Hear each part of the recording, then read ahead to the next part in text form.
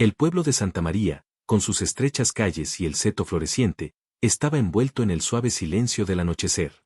La luz dorada se filtraba a través de las ramas de los viejos olmos, salpicando los pavimentos adoquinados y dotando al pueblo de una serenidad casi de cuento de hadas. El aire estaba impregnado del reconfortante aroma a manzanilla, del pan recién hecho de la panadería de la señora Ellison y de un toque de pétalos de rosa del jardín del vicario. En el porche de la pequeña cabaña blanca conocida como Danesfield, la señorita Jane Marple se sentó con sus agujas de tejer, haciendo clic constantemente.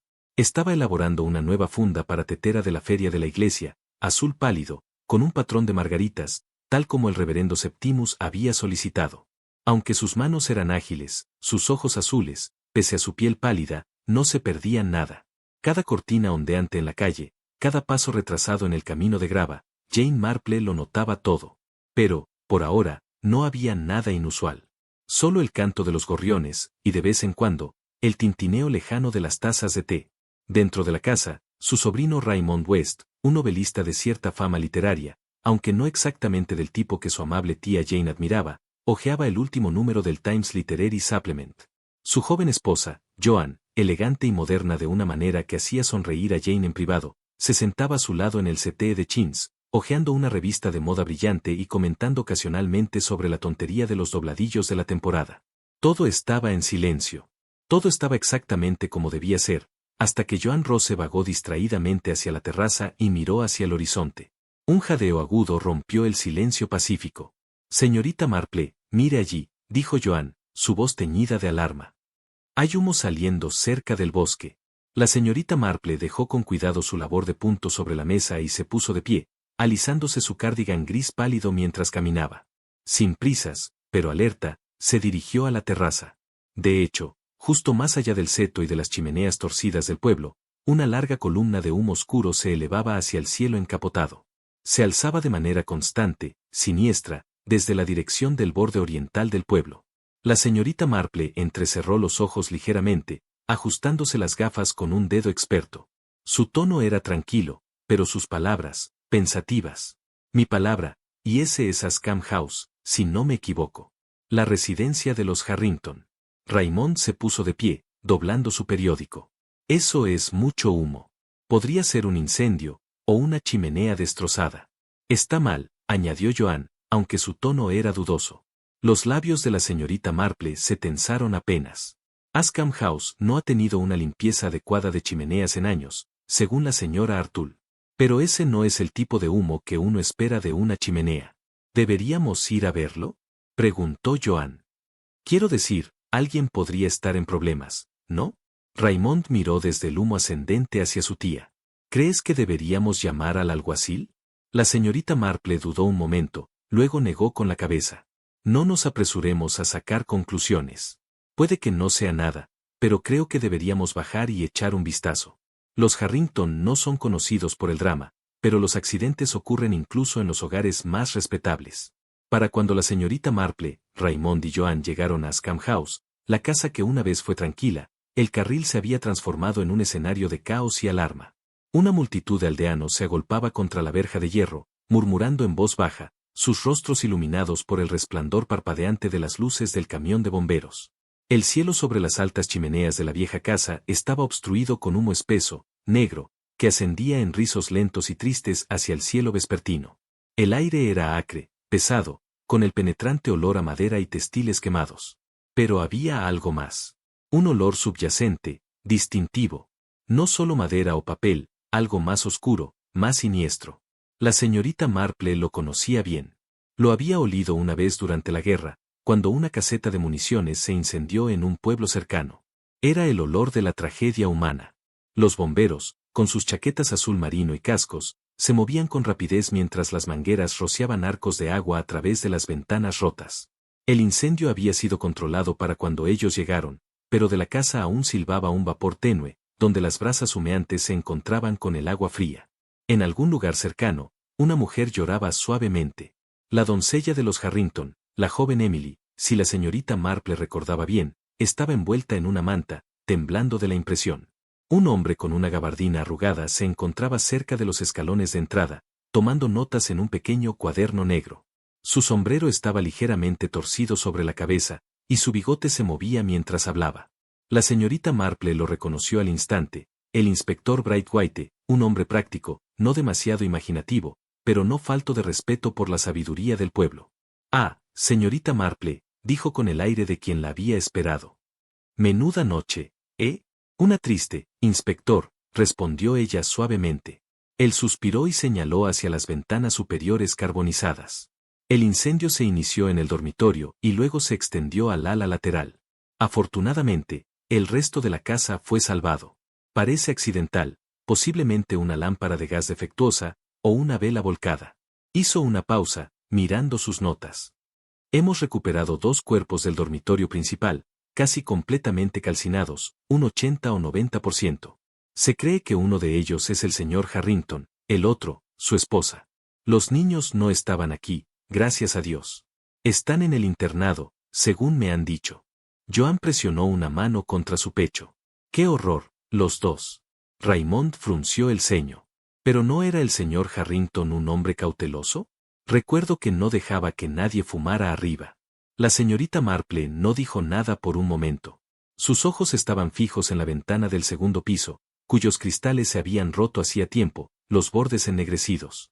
Finalmente habló en voz baja, accidental, quizás. Luego se volvió hacia el inspector. ¿Le importaría si echara un vistazo rápido al interior, inspector? Solo para mi propia comprensión. Braithwaite la miró de reojo. ¿Adentro? Bueno, no hay mucho que ver. Todo está quemado. Pero si insiste, tenga cuidado. Todavía está caliente ahí dentro. Con un leve gesto de agradecimiento, la señorita Marple pasó por la puerta principal, ahora colgando torcida sobre sus bisagras. El otrora gran pasillo olía a humo y ruina. Fragmentos de marcos de fotos y papel tapiz quemado cubrían el suelo. Sus zapatos crujieron sobre la ceniza húmeda mientras avanzaba lentamente, metódicamente, hacia las escaleras. El pasillo superior era peor. Aunque el fuego había sido controlado, el calor había sido intenso. Entró con cuidado en el dormitorio principal. El techo estaba ennegrecido, agrietado, colgando bajo. La cama era apenas reconocible, un marco retorcido, resortes quemados y una masa de ropa de cama carbonizada. Pero los ojos de la señorita Marple no se fijaron en lo obvio. Se arrodilló junto a la cabecera de la cama, observando las sábanas. Aunque estaban casi consumidas por el fuego, notó una sola mancha oscura en lo que quedaba de la manta, un pequeño agujero redondo, quemado con precisión a través de la tela. No es irregular, ni rasgado, susurró para sí. Casi parece una herida de bala. Sacó una pequeña linterna de su bolso y la movió por el suelo. En el rincón más alejado, cerca del tocador quemado, algo brilló débilmente. Dio un paso con cuidado y se agachó. Allí, medio enterrado en cenizas, había un pequeño casquillo de bala de latón, ennegrecido pero intacto. Lo giró con una mano enguantada, luego se enderezó y caminó hacia la mesa de noche. Tocó el suelo bajo ella, la madera estaba pegajosa, incluso a través de la ceniza. Una mancha marrón rojiza se difuminó ligeramente sobre sus dedos. Sangre, dijo en voz baja. No daño por humo, sangre. Continuó su exploración silenciosa. En la cocina, desordenada pero intacta por las llamas, las perillas del gas estaban firmemente cerradas. No había señales de una válvula defectuosa ni de una tubería rota. Sin embargo, el olor a parafina, penetrante, inconfundible, flotaba en el aire. La señorita Marple se detuvo, su expresión se agudizó. El calor del fuego no había llegado a la cocina, pero el hedor del acelerante sí. Sabía distinguir entre un accidente doméstico y el uso deliberado de un líquido inflamable.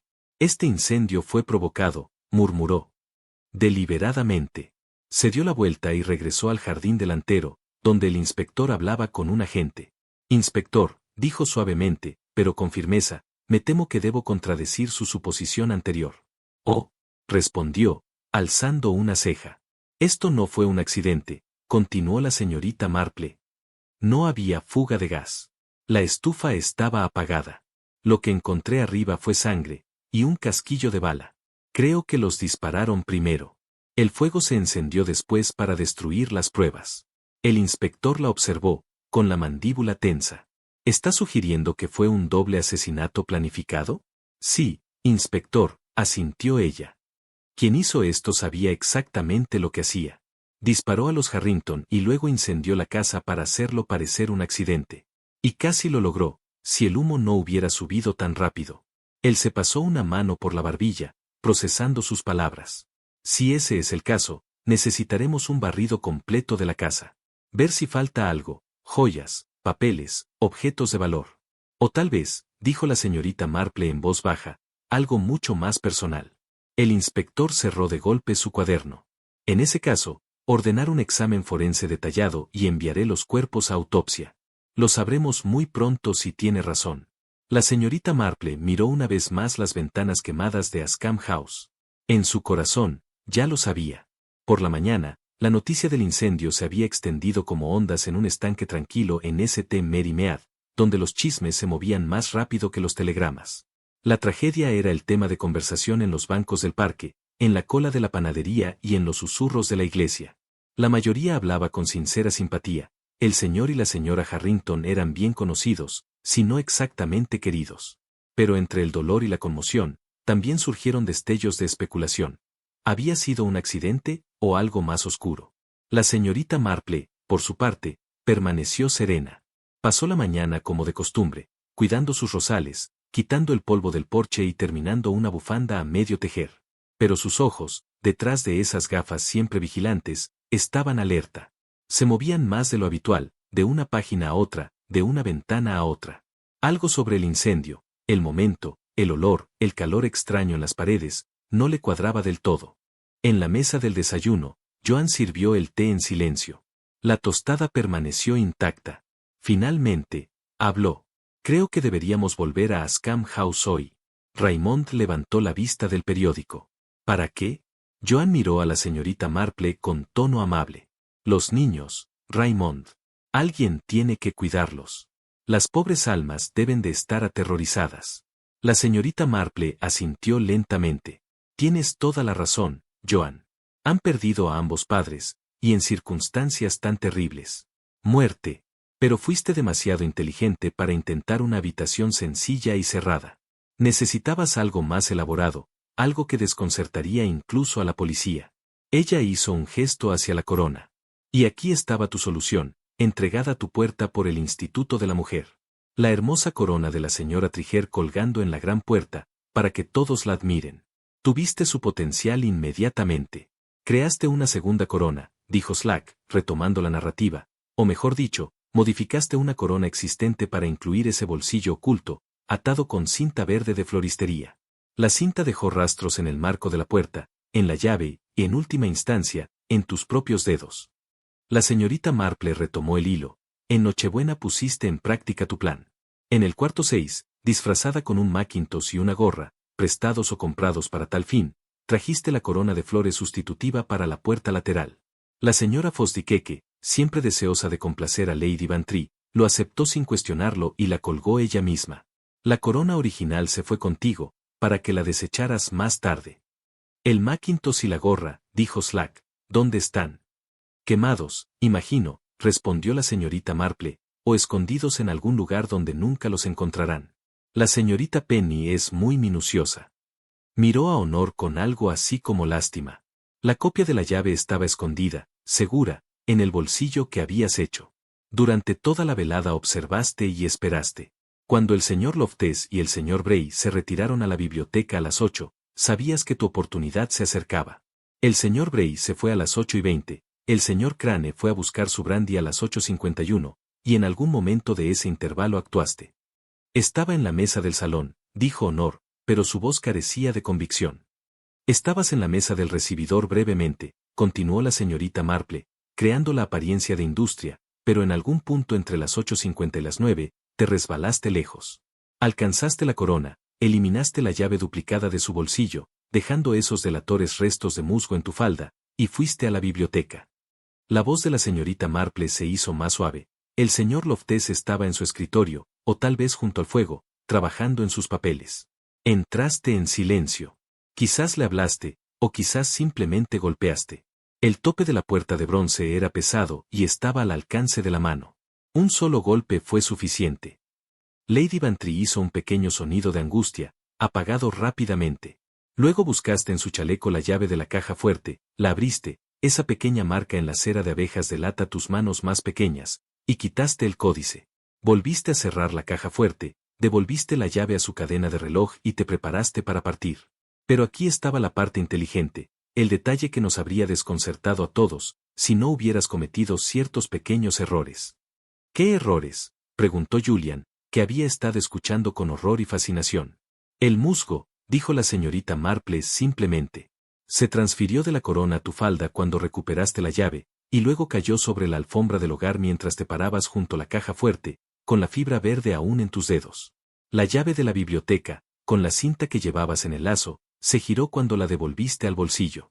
Y lo más revelador, las limaduras de latón en tu bolso, evidencia de tu visita al herrero.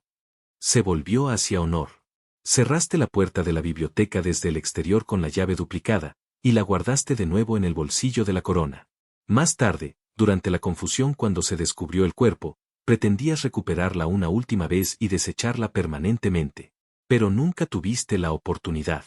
El inspector Slack llegó rápidamente, y la señorita Marple también notó mucho.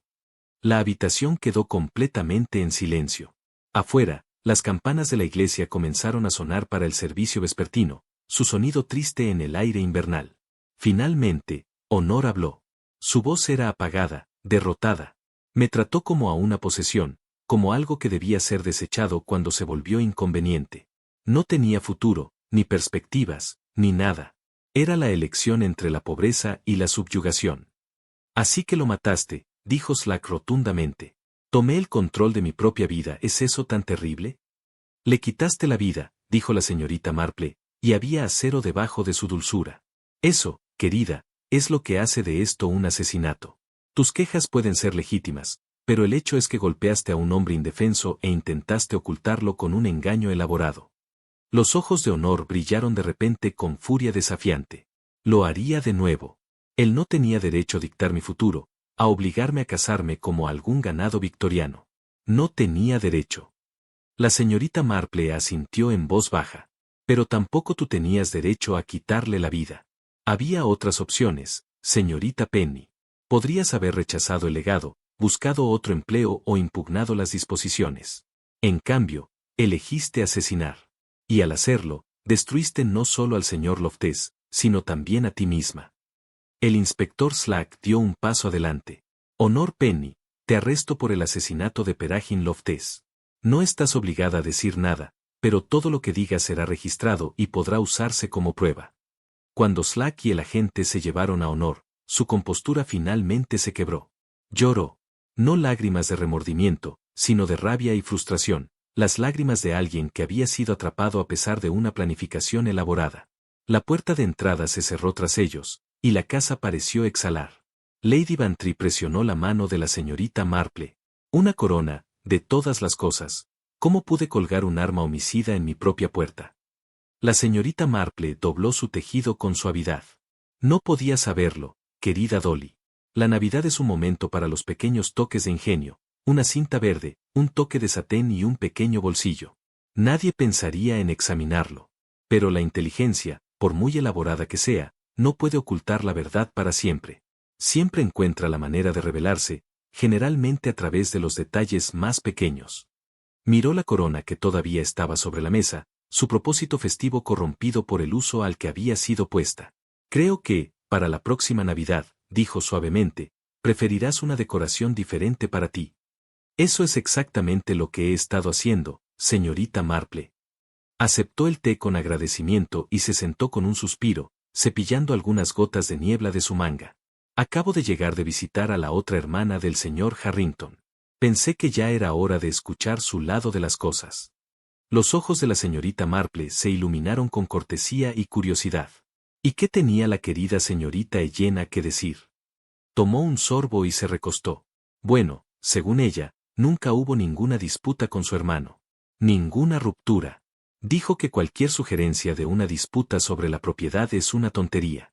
Al parecer, se siente bastante cómoda financieramente. Hunt se casó bien, tiene sus propios ingresos, y Harrington ya le había dado una parte del patrimonio familiar hace algunos años. La señorita Marple arqueó una ceja nevada. ¿Es así? Y sin embargo, alguien le dijo que ella y su hermano habían tenido una pelea por asuntos de herencia, ¿no es cierto? El inspector asintió lentamente. Ese alguien es el señor Harold, el suegro de Lidia. «Achem», murmuró la señorita Marple, sus dedos haciendo una pausa muy leve en su tejido. Curioso, ¿y Elena ofreció algo más? ¿Qué piensa del señor Harold, inspector? Braithwaite soltó una risita seca. Oh, sí. Lo llamó insufriblemente codicioso. Dijo que siempre había tenido sus ojos puestos en la fortuna de los demás. Al parecer, nunca estaba satisfecho con lo que tenía. Y hasta sugirió que manipula a su hijo David, presionándolo constantemente. La expresión de la señorita Marple permaneció suave, pero sus ojos se agudizaron detrás de las gafas. Encaja en la imagen, ¿verdad? Harold, el patriarca vigilante. David, el hermoso hijo, y ahora el heredero. Braithwaite asintió con gravedad. Pensé lo mismo.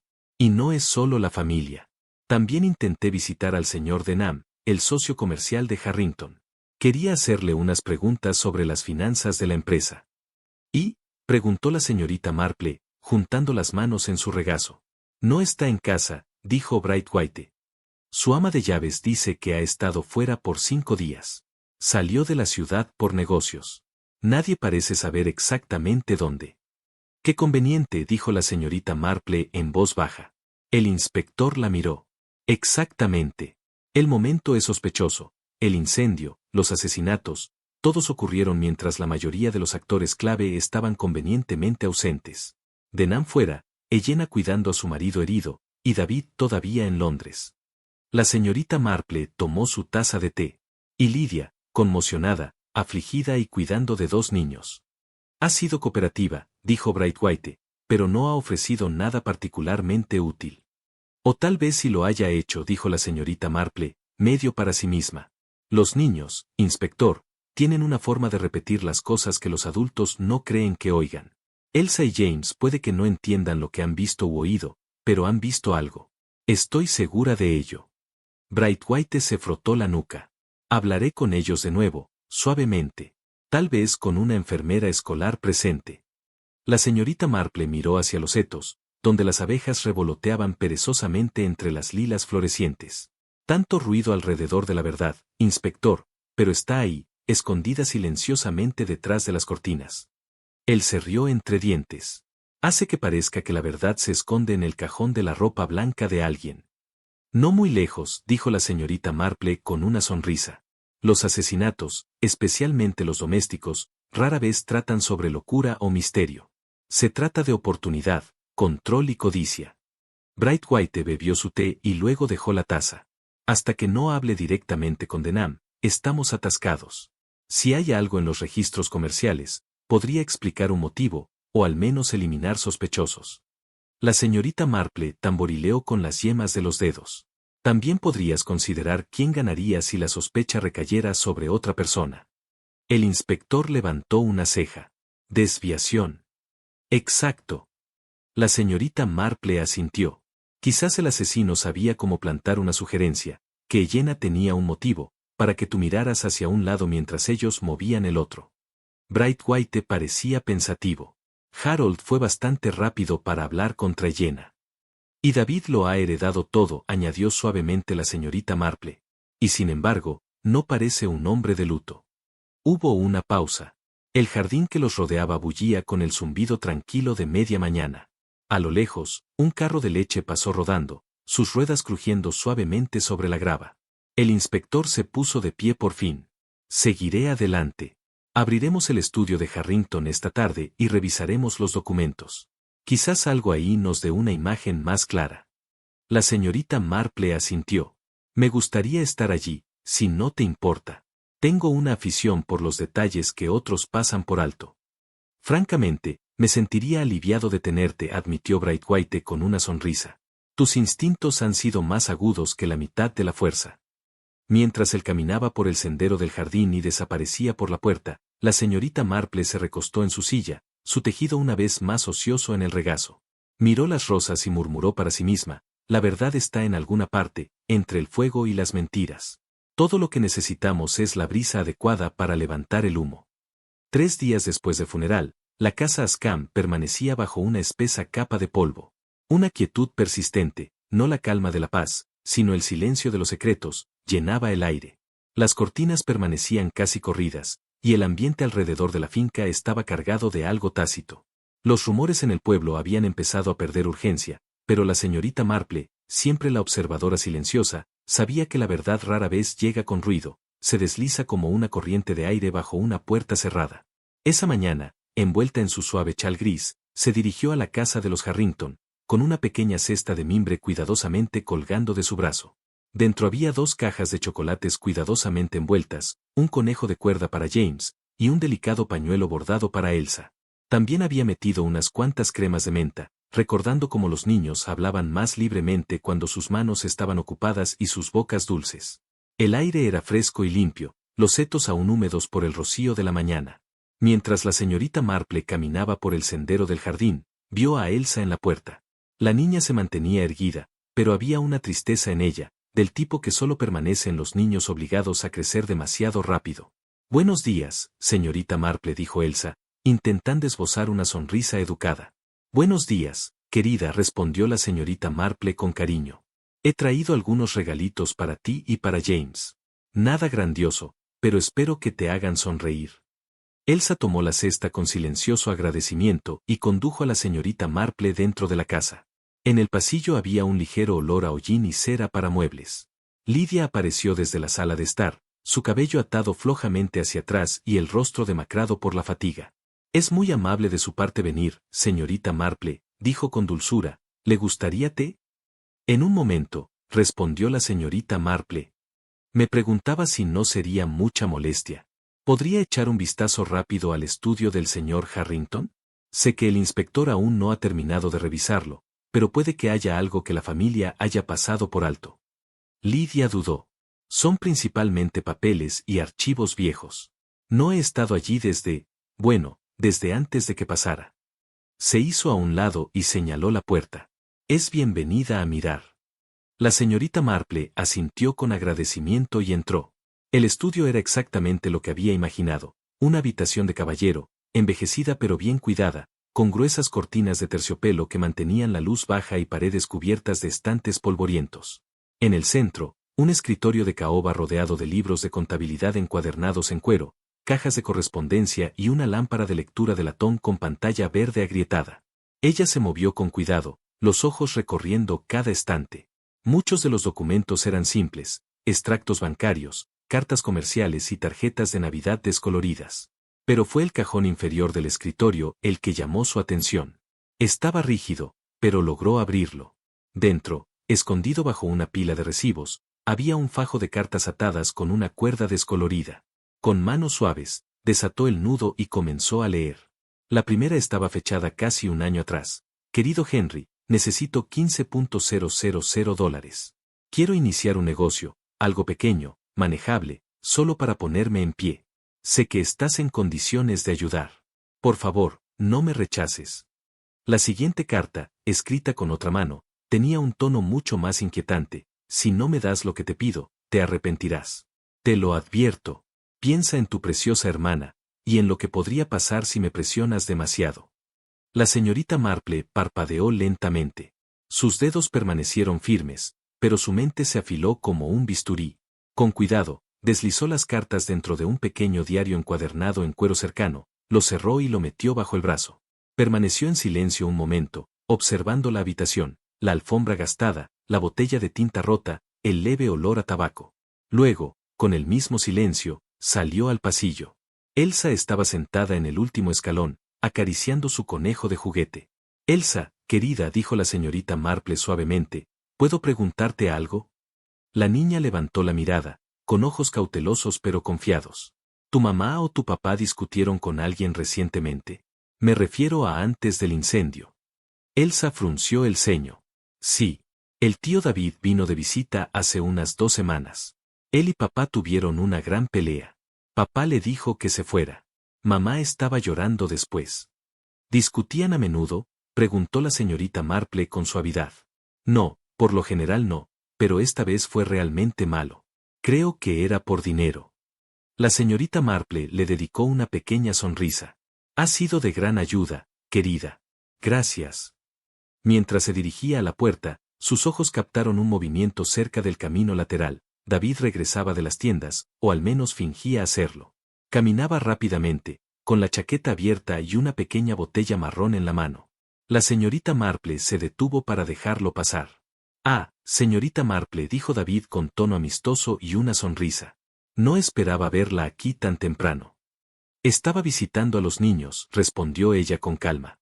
Su mirada se posó en la botella. La etiqueta decía para heridas por quemaduras. «Siempre es recomendable tener el botiquín lleno», dijo David casualmente. «Nunca se sabe cuándo ocurren las emergencias». La señorita Marple sonrió cortésmente. «Muy cierto». Se dio la vuelta y comenzó a caminar de regreso a casa, con pasos deliberados y mente serena. La botella no había escapado a su atención, ni tampoco la explicación innecesaria de David. Esa tarde, después del té, la señorita Marple estaba sentada en su escritorio. El diario yacía a su lado, las cartas dobladas cuidadosamente dentro. Sumergió la pluma en el tintero y comenzó a escribir una carta al inspector Brightwhite. Su tono era formal pero preciso, detallando el contenido del estudio, el testimonio de Elsa y sus propias observaciones. Cuando selló el sobre, llamó a su criada. «María», dijo, entregándoselo, «por favor, lleve esto a la comisaría inmediatamente». La criada asintió y se fue. La señorita Marple regresó a su silla junto a la ventana, observando la luz del día desvanecerse sobre su jardín de rosas. En algún lugar, detrás de sonrisas educadas y puertas cerradas, la verdad esperaba. Y ella, como siempre, tenía la intención de enfrentarse a ella cara a cara. La tarde siguiente, el aire en Santa María se sintió inusualmente quieto.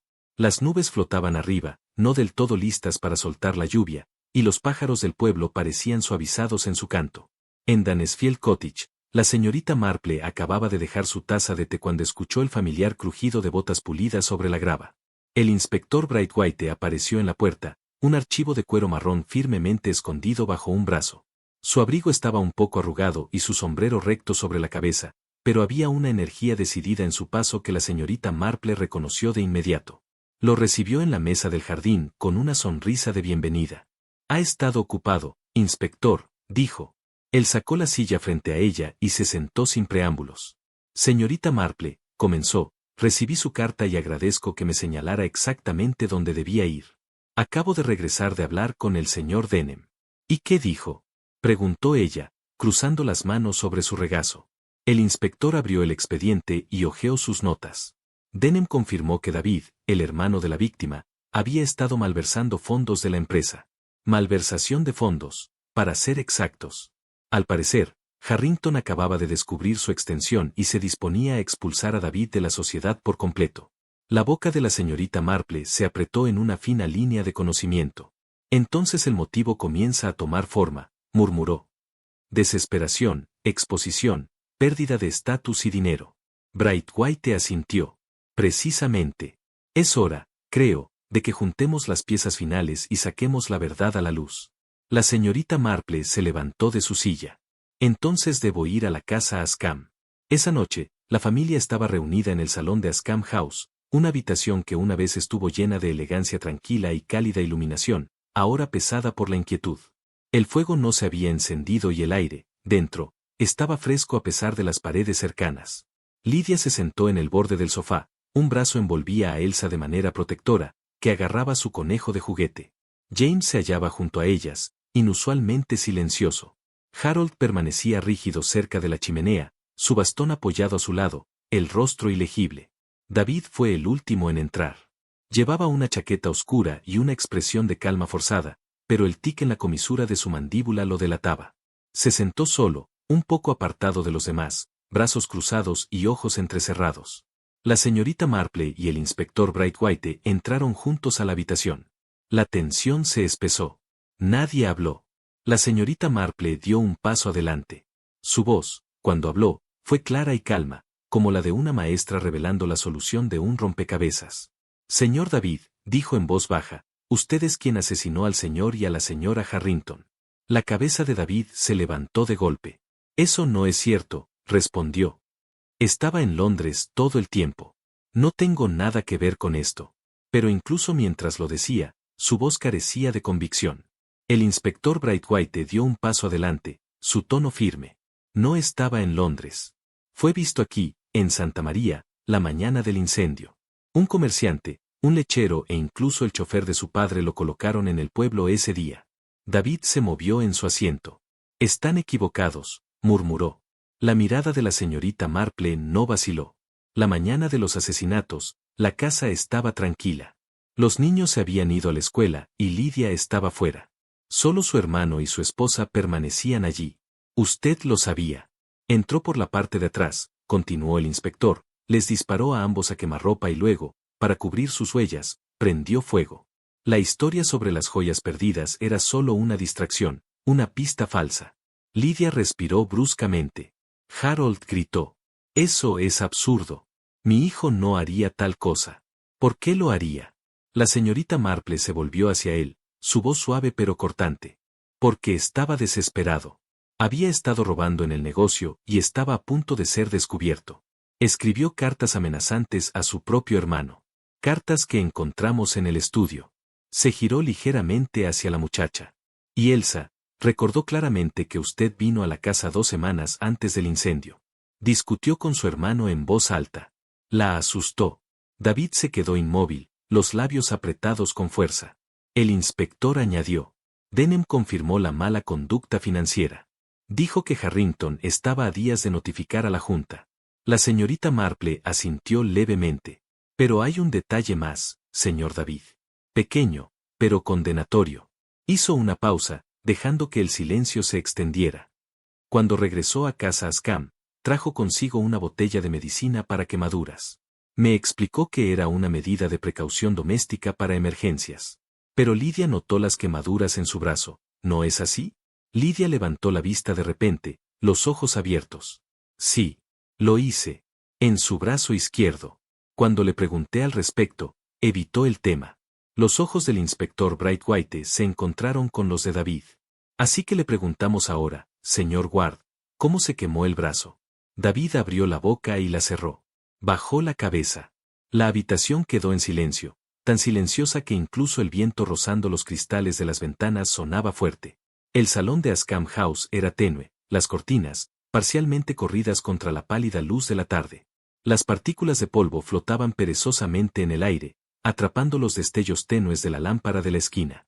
La habitación, antes llena de conversación educada y del tintineo ocasional de las tazas de té, ahora resonaba solo con silencio. Ese tipo de espera pesada que precede a algo irreversible. El reloj de pie en la pared del fondo marcaba el tiempo con un tic-tac constante, su sonido más fuerte que de costumbre. El inspector Brightwhite se encontraba cerca de la chimenea, la espalda recta, la expresión ilegible. Se giró hacia David Ward, que estaba sentado rígidamente en una silla de respaldo alto, con las manos apretadas en su regazo, el rostro pálido. Su voz fue tranquila, pero inflexible. Señor Ward, ¿hay algo que desee decir? Por un momento, David no se movió. Luego respiró profundamente, temblando, la mirada fija en el suelo. Su voz, cuando habló, fue baja y hueca. Sí, yo fui quien los mató. A ambos. Las palabras parecieron congelar el aire en la habitación. Lidia jadeó y se tambaleó hacia atrás, las manos volando hacia su rostro. Un sollozo suave escapó de sus labios mientras se hundía en el sillón más cercano, protegiéndose de la admisión que había temido, pero nunca se atrevió a creer.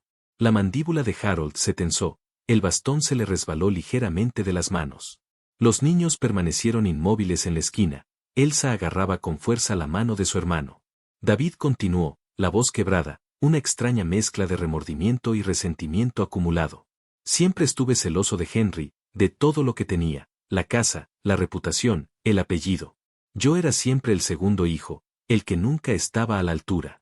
Cuando le pedí 15,000 libras para iniciar un negocio, aunque fuera modesto, me rechazó.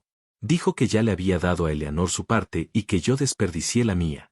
Hizo una pausa, la amargura subiendo por su garganta. Me dijo, no confío en ti, David.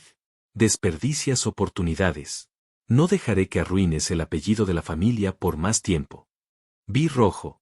No podía pensar con claridad. Ese rechazo fue como el golpe final. La señorita Marple, sentada tranquilamente al otro lado de la habitación, lo observó de cerca. Su expresión era tranquila, pero sus ojos, agudos, inquebrantables. ¿Y su padre? Preguntó con voz suave pero clara. ¿Sabía de sus intenciones? David dudó. Sus hombros se hundieron ligeramente, como si el peso de las palabras que venían fuese demasiado. Él no sabía exactamente, pero me dijo algo una noche, cuando estábamos solos. Me desahogué con él, furioso, y dijo que Henry iba a arruinarme. Si Henry no quiere entender, me dijo, quizá necesites tomar el control. Cuando él se vaya, todo será tuyo. Su voz se volvió un susurro. No creo que lo dijera literalmente, pero lo tomé así. Harold emitió un sonido bajo, ni protesta ni negación. No habló. El inspector Brightwhite dio un paso adelante, su tono firme. Ya basta, señor Ward. Se volvió hacia el agente a su lado. Arréstelos a ambos, David Ward y Harold Ward, acusados de asesinato y conspiración. Los agentes se movieron con rapidez y precisión, colocando las esposas en las muñecas de David, que no hizo ningún esfuerzo por resistirse. Harold tampoco dijo nada, pero su rostro se volvió ceniciento, los labios apretados. Lydia estalló en lágrimas, su cuerpo temblando mientras se desplomaba en el suelo. Sus sollozos resonaron bajo el alto techo del salón, crudos y desgarradores. La señorita Marple se acercó a ella, se arrodilló suavemente a su lado y colocó una mano tranquilizadora sobre su hombro. Lo siento mucho, querida, dijo en voz baja. A veces, la codicia y el orgullo llevan a las personas por caminos de los que no pueden regresar. No significa que dejemos de amarlos, solo que no debemos seguirlos. Lydia asintió entre sollozos, escondiendo el rostro entre las manos. Los niños, sintiendo que algo irreversible había sucedido, se aferraron el uno al otro en silencio. Los ojos de Elsa estaban rojos, aunque aún no caían lágrimas. James, confundido, le sostenía la mano con fuerza. Mientras los alguaciles guiaban a David y a Harold fuera de la habitación, un extraño silencio lo siguió. No era vacío, sino lleno, el silencio de la revelación, el silencio de una casa que finalmente había dicho su verdad. Afuera, los árboles se mecían suavemente con el viento, y un solo pájaro cantó, tímido, como probando el aire en busca de un cambio. La señorita Marple se acercó a la ventana y observó cómo el coche de policía se alejaba por el largo camino de grava. Permaneció allí un rato, en silencio, contemplando la forma en que la luz se inclinaba entre los árboles. Luego se giró y miró a Elsa y a James, que ahora estaban junto a su madre, más tranquila, con un brazo protector sobre ellos. La señorita Marple les dedicó una sonrisa amable y serena. Ya se acabó, dijo. La verdad ha hablado. Y la verdad, aunque dolorosa, trae paz. No hubo discursos ingeniosos ni palabras dramáticas, solo el suspiro silencioso de una tragedia resuelta. Más tarde, cuando la señorita Marple regresaba a través del pueblo, el sol de la tarde se hundía detrás de las colinas. Una luz cálida bañaba los tejados de Santa María en un brillo dorado. La risa de los niños resonaba débilmente a lo lejos, y el aire olía a lavanda y pan fresco. La vida había reanudado su ritmo suave. Pero en el corazón de la casa Ascam, algo había cambiado. Las sombras se habían disipado. El silencio ya no guardaba secretos. Y la señorita Marple, como siempre, había sacado la verdad a la luz, no con fuerza, sino con observación silenciosa, amabilidad y una creencia inquebrantable en que, incluso en los rincones más oscuros, la justicia puede florecer.